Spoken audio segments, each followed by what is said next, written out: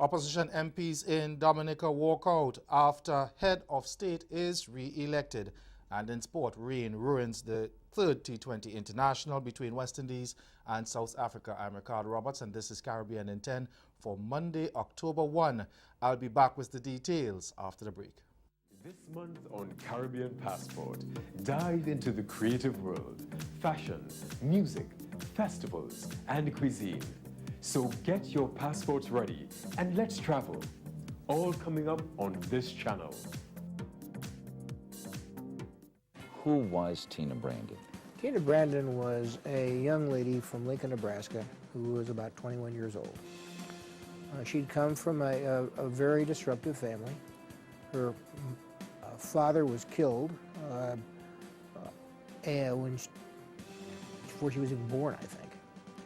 And her mother was about 16 years old at that time and already had another child.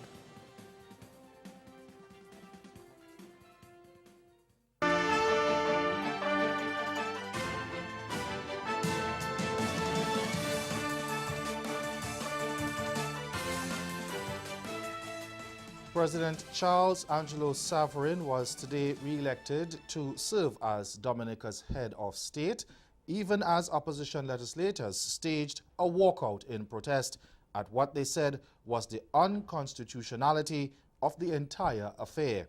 Speaker Alex Boyd Knights, who had earlier asked opposition members of Parliament for Roseau North, Danny Luge, to leave the chamber following his outburst, said that all 20 legislators who were present when the vote was taken had shown their support for Savarin, a former trade unionist, diplomat and former government minister. But opposition leader Lennox Linton had argued that the election was taking place during the 14-day period designation for nomination of candidates and that had urged the parliament to be adjourned to Friday to accommodate the election process. But Prime Minister Roosevelt Skerrit said the vote could proceed.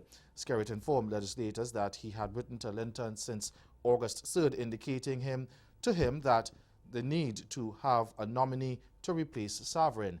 He has said Linton had promised to respond within the 15-day period, but has not done so.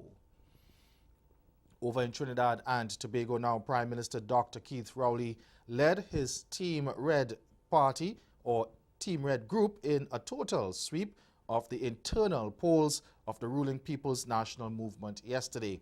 Now, campaign manager Rohan Sinanan said the victory was an endorsement of the political leader. The slate had included Finance Minister Colum Imbert, who contested the chairmanship of the party. Now, other successful candidates included Public Utilities Minister Robert Lee Hunt as vice chairman and Foster Cummings as general secretary. Apart from Rowley, the other uncontested posts were that of Lady Vice Chairman, held by Planning and Development Minister Camille Robinson Regis, and Labour Relations Officer, held by Labour Minister Jennifer Batiste Primus. Now, during the campaign, Rowley had called for total endorsement of his team, telling supporters that the party would be going into three elections, including the general elections over the next 2 years.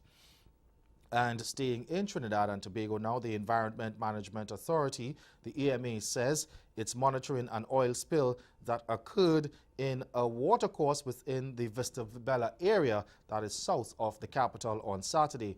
Now, the EMA says that on receiving the report early Saturday, its emergency response and investigations unit conducted an investigation to identify the potential source of the spill.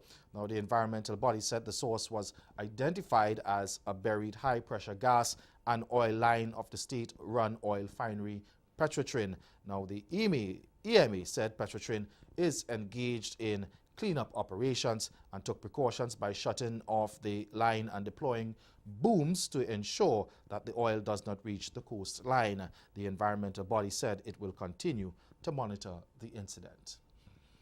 And several Caribbean countries were rattled as 2 earthquakes hit the region within a 6-hour period. The University of the West Indies Seismic Research Center says in the first instance, a quake with a magnitude of 4.0 was felt in Martinique, Dominica, and St. Lucia. That quake occurred late last night at 9:40 p.m. The second quake with a magnitude of 3.3 occurred at 3:35 this morning and was located latitude 12.29 north, longitude 61.65 west, and at a depth of 5 kilometers. The quake was felt east of St. George's, Grenada, west of Kingstown, St. Vincent and the Grenadines, and west of Scarborough, that's northwest of Scarborough in Trinidad and Tobago. The SRC said there were no immediate reports of injuries or damages caused by the 2 earthquakes, the latest in a series of earth tremors felt in several Caribbean countries. The SRC have been warning regional countries to be prepared for a major earthquake. Last month, Trinidad and Tobago recorded an earthquake with a magnitude of 6.9, causing widespread infrastructural damage to several buildings. Stay with us. Your major sport is next.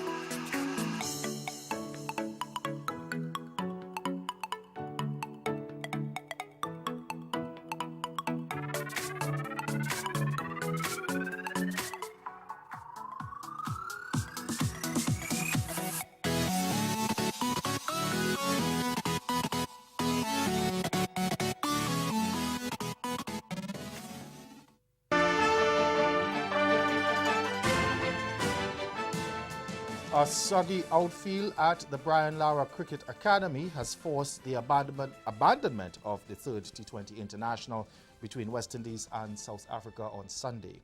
The match was scheduled to begin at 4 p.m., but the impaired outfield resulted from rain that ensured the players remained off the field. Now, inspections by officials at 4 p.m. and they carried out those inspections, and then again at 5:45 p.m. and that failed to bring any good news as conditions remained unfit for play. Now, West Indies lead the 5-match series 2-0 after winning the opening match in Barbados by 17 runs last Monday at Kensington Oval and taking the second game by 9 wickets last Friday. The fourth T20 International is set for Thursday, also at the Brian Lara Cricket Academy. And Sunil Ambrose made a strong case for selection for next week's opening test against India with an attacking unbeaten 100 as West Indies drew their tour match against the BCCI President's 11 on Sunday.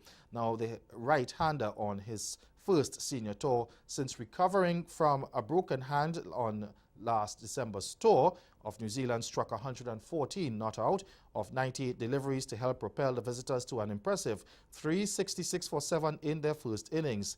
He headlined a strong effort from the Windies batsmen as wicketkeeper Shane Dowridge carved out a breezy 65 from 69 balls, while captain Craig Brathwaite, standing in for Jason Holder, chipped in with 52.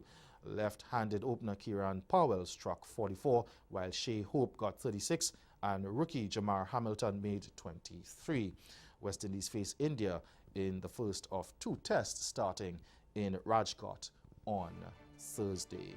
And Mercedes secured the 2 top spots of Sunday's Russian Grand Prix with Valtteri Bottas edging teammate Lewis Hamilton to take the pole position. And we get more of that story in our major newscast at 6:30. That's Caribbean in 10.